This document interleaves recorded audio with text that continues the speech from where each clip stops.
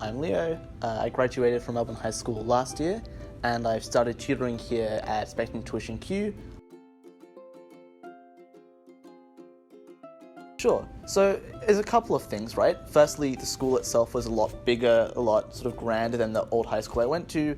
I had to learn how to take the trains properly for the first time, coming in all the way from the outer east, all the way into the city. The exams and the pressure there was a little bit higher than I was used to as well. So I came in, I think my first ever maths test, I think I got a D, and I obviously wasn't expecting that before.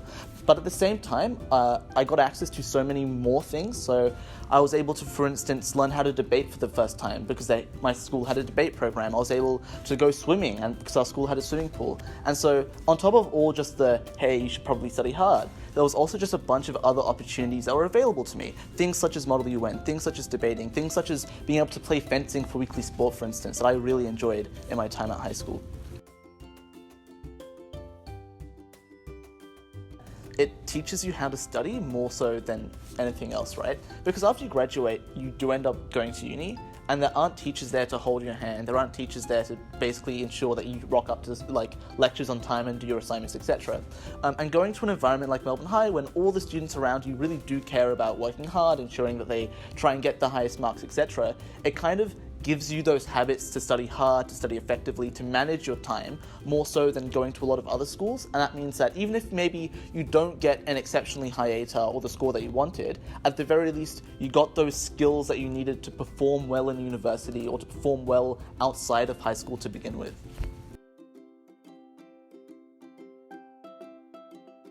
So there's a couple of things. Firstly, just through the process of going to tutoring every week, where we do teach the individual components that are necessary for the exam, you become familiar with the types of questions that they're going to give you. You sort of know the content that's expected of you. So that means when you do enter exam day, you don't feel weird or scared or panicked because they're asking something you've never seen before.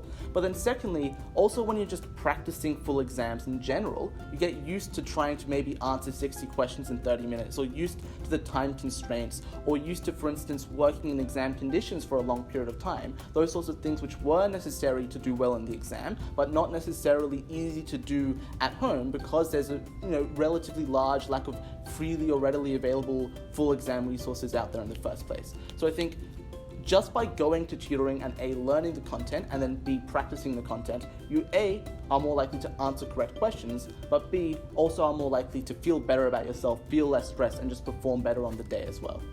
Additionally, also Spectrum offers a wide variety of online courses and online exam resources that you can take with you and use in your own time. So not necessarily every Saturday when you're here with us on campus, but when you want to go home and you want to practice, there's a whole variety of resources that you can access and use to practice throughout the week to try and get a good schedule or a good system going so you're consistently putting in that effort in order to get you to that final destination.